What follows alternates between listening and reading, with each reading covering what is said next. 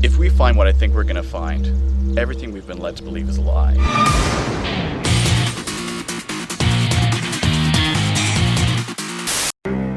We open up with, what else? Relationship drama. Great. Wait up a minute. What is it, Brad? I'm not in the mood to fight with you. Neither am I. It's just... Well, that was pretty short-lived. I'm sorry for being paranoid, taking it out on you and Jacob. It's alright. I suppose I'd worry if you weren't jealous. Don't think I forgot how this movie started. You know, in all these months we've been dating, I've never gotten down and dirty with you in the hot sand. Well then, maybe don't. Sand is the worst. You're gonna get sand in all the wrong places. Not to mention, sand is not a great lube. But friction aside, the relationship is saved. Just pretend you never saw the opening of the movie where Ray cheats on him big time. Meanwhile, Jacob and Miranda are hanging out, and we learn that Jacob paid his brother a visit. How did things go with your brother? Needless to say, he was surprised to see me. Flashback to Jacob storming in and white knighting Miranda. Miranda said you paid her a visit at the theater. Yeah, whatever. That bitch girlfriend of yours needs to. She's not a bitch or my girlfriend. How's that a comeback? Yes, simp. Then they argue that things go badly when they come into each other's lives, and they play the guilt game. What about me? My conscience is clean. Oh, really? No idea then why Dr. Ledoux's gone missing? None at all. Dude, this timeline is making me confused.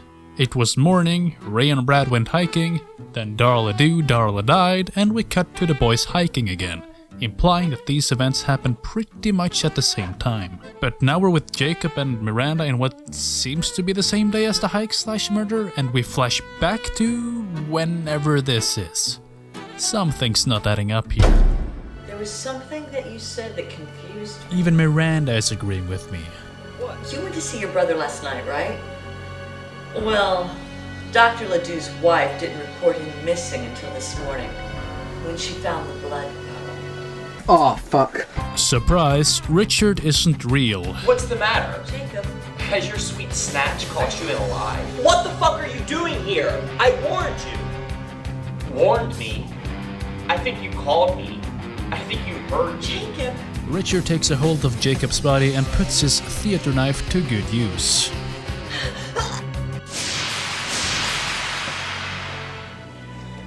Final act, bitch. Fade to black.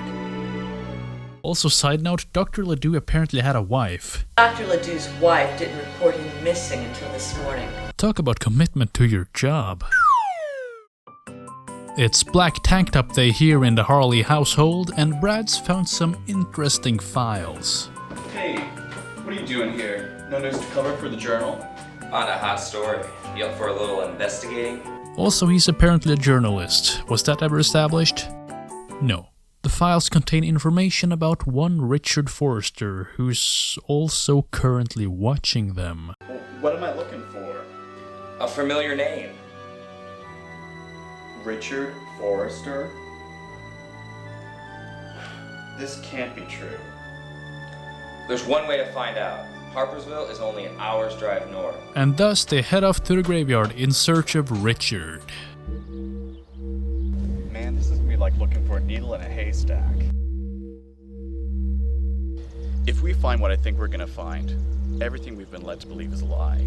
Everything. Prepare yourself. Newspaper obituaries don't lie. Let's split up. No, wait, don't do that. Have you guys never seen a horror movie? Brad, god damn it. So they run around the graveyard for a bit, and Brad stumbles upon the grave they were looking for. I knew it was true.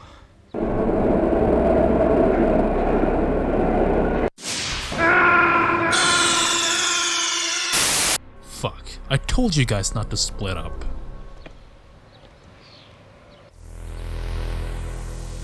What the?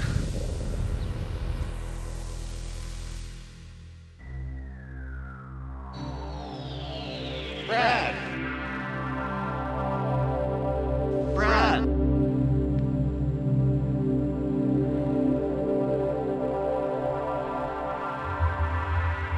But even in death, Brad points Ray in the right direction.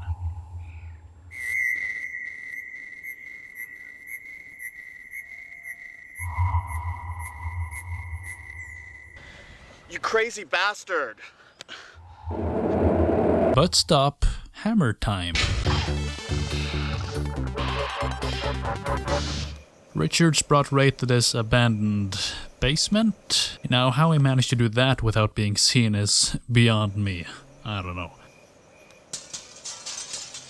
But after putting the unconscious man in the basement, he finally gets spotted. Keeping all the bad guys away? Hold it right there. Evil twin man puts on his charm and the security guard gets security hard. This gives Ray just enough time to grab the knife that Richard left conveniently on the table. Richard then kills the security guard. Hey, what is this? Don't play with that. That's not a toy. I'm done playing. And goes back to Ray. Turns out Richard has had a thing for Ray this whole time. Oh, fucker. From the moment that I saw you, I dreamed of the time that I would have you. I mean, I can't really blame him, but Richard, this is not a good first date.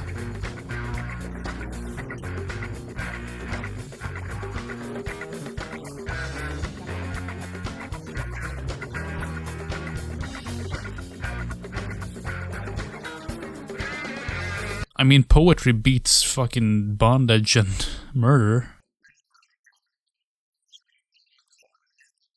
Okay, that's just racist. They argue back and forth a bit more and, well... But I'm Richard, not Jacob. Funny. If you're Richard, who's that buried out in Harpersville Cemetery? That's right. Richard's been dead this whole time, and Jacob killed him. Wow.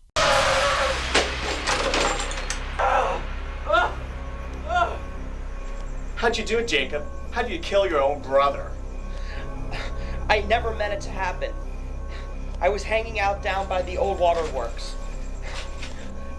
It was usually abandoned and a good place to smoke a bone. Richard was off with a friend trying to score a joint. The place wasn't abandoned on that night. While I was waiting for Rich, I heard a commotion going on in the adjoining room. I peeked through a hole in the wall. And what he saw changed his life forever. Now, I can't really show what he saw because it's very, very not safe for work, but let me assure you, Steve Rambo was involved. So, long story short, Jacob discovered he likes dudes. I hadn't realized it, but my cock was out and I was beating off to it. Richard, on the other hand, is a homophobic asshole who gets his head smashed in with a pipe. I grabbed it. I had to shut him up. So I killed him. And now you know. I have to kill you. End this, Jacob. Can't keep doing this. Really? Who's gonna stop me? You? But with the help of, I don't know, his great mustache, Ray manages to kill him.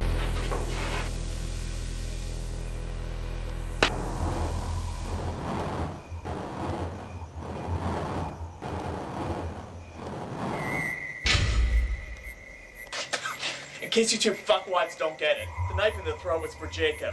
And this is for his wicked twin. Hey, that's not the name of the movie. But it's not the end yet, cause now it's fun trivia time. As you probably heard from Ray, the film was supposed to be called His Wicked Twin, also seen here in this trailer. I'm Andy Hunter. I'm here on the set of Catalina's new blockbuster hit, His Wicked Twin. But the name was changed. Why? Well, who better to answer that question, and more, than the director himself. And here we have him, ladies and gentlemen, Josh Eliot. How you doing, man? Thanks for having me. So yeah, we're here to talk about some behind the scenes and fun facts about his terrible twin. And a big question that a lot of people has had is, why did it go from His Wicked Twin to His Terrible Twin? Arguably worse title. So much worse, yeah. I never really ever warmed up to that new title. It's kind of annoying. I kind of see it in print anywhere. Well, I mean, it was His Wicked Twin, and we had a box cover shot. We had a magazine ads sent out. I think he even was going to do a website for like a year where they were going to have special behind-the-scenes shots and raw footage and all that. Yeah. And it went into a magazine promo ad to advertise it. And there's a straight porn company called Wicked Pictures. And they saw it in the adult video news, the big, $10,000 ad. Oh, yes. And they got their lawyers and had the lawyers call Catalina. I guess they have copyright to the word wicked for all adult content. They, mostly do straight, but they didn't want it anywhere in the porn universe.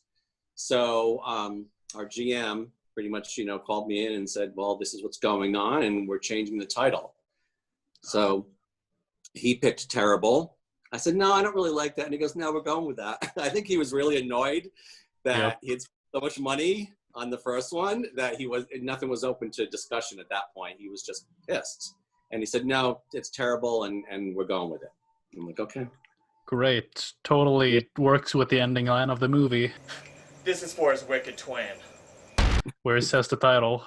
And I just, because I watched the movie yesterday in anticipation of this, chat with you today. And I thought, oh my God, it's the last friggin' words in the movie are that original title. And I thought, well, good. At least it made it in there somewhere. Yeah, thank God. It's so much like terrible. It's terrible. Well, at least the movie is still good. It's got some interesting shots here and there with the camera movement. Just when the people are being killed, like why did you decide to use the camera as the murderer? Well, I didn't intend to. How it worked out is it all came down to budget. So I only had the lead, Andy Hunter, for shooting in Los Angeles.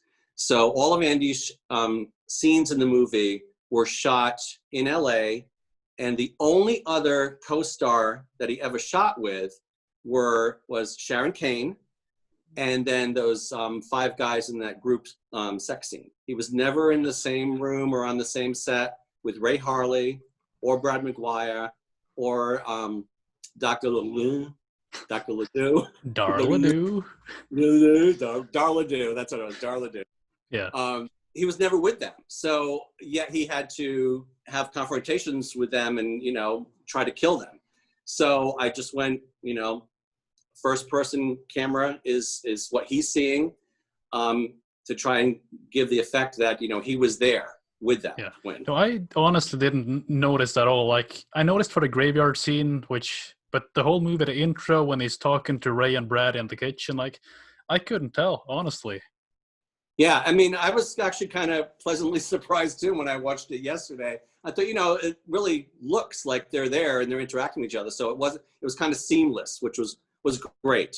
And then I really got to appreciate those shots, like where he throws the knife and then the knife is going towards the other one, or Dr. Ledoux, the gun is the bullet going towards them. And I kind of like that effect.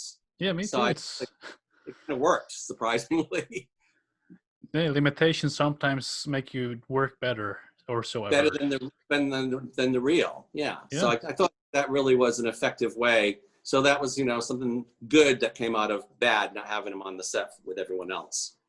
I mean, you got him on the set with himself when he plays against himself as Richard and Jacob with the split screen effect. Yeah, I mean, we had very limited ability to do any kind of effects back then. One way I did figure out how to do it is just keep the camera on a tripod, and then I would have like a wipe, but I would freeze the wipe because you could do it manually, a manual wipe or a mechanical wipe that would go from one shot to the other. So I had it as a manual wipe, and I just took the wipe across the screen here, so laid the shots on top of each other. So on the timeline, so you would see the top shot here of him talking on this side, and then the bottom shot of him here. As long as they didn't cross that little line in the middle where I had the wipe in the center of the shots, it worked beautifully. So I was really happy with how that turned out. Yeah, like it's quite primitive, but it works. Yeah, that's right. We were very primitive back then. What editing software, or did you even use software? It wasn't by hand, right? Or was it? It was one play deck to one record deck. Oh yeah, I mean we're talking old school. So you would have your play here, and it would go through the little editing unit that could do like wipes and dissolves and titles, but it was like, it was like a $400 unit. I mean, it was like the work. And then it would go into the record deck, and that would go right onto the master. Oh, you gotta show up your mug to the camera. Yeah. Look So at this. This little mug here went out with, I think, like the first 1,000 orders. And then, of course, the slogan that I love the slogan, sometimes being bad feels so damn good. Because he's bad, but yet the sex makes him feel good, so double Andre there. So yeah, I think the first 1,000 orders got that mug, and mine has some cracks in it. I don't know how long it's going to last, but at least I still have one. It's beautiful. Let's see, I had one here. This is a question from one of my Discord and Patreon supporters. I'm gonna butcher his name. Smugista. He wonders, was there any drama on set? Oh God. Oh, yes. No. Yes, Smugista. There was tons of drama. I mean, it wasn't all the time, but I mean, on that particular set, I don't know that there was. Well, not in that particular movie, let's say. Maybe, one particular lead may have been a little, of the Jacob more than Richard once in a while. How many of the locations used in His Terrible Twin were also used in other Catalina movies? Okay, so the scene like with Brad and Ray Harley, like where they're in that house and with the washing machine behind them, and then the point of view comes down the stairs while they get their information before going to the graveyard. Well, that was actually this house that we rented in Provincetown, and we were able to rent the whole house, 5-bedroom house, and then it also had a guest house in the back. So we rented that for like a week, and that was in. We shot that location in that movie. We shot it in Party in Provincetown. We shot that location in Vermont Reunion, because we were like doing a whole East Coast kind of tour. We were doing Vermont. We were doing Provincetown. Maybe that was it, just those two places. Rhode Island, so I think we did some stuff from Rhode Island. So I know that when we arrived in Rhode Island, the whole crew stayed at my mom and dad's house for the first night. How cozy. My mom and dad are really cool. And then we rented vehicles and took off from there and just kind of did New England, which was great. Loved it. Well, this was great. Thank you so much for involving me in this. I look forward to seeing it and a lot of your future stuff too. Oh, thanks, man. I mean, it's when you have the director like on call, and you gotta take advantage of it, and you're super fun to talk to as well. No, but this was a good time. Let's hope everything worked out in the recording department.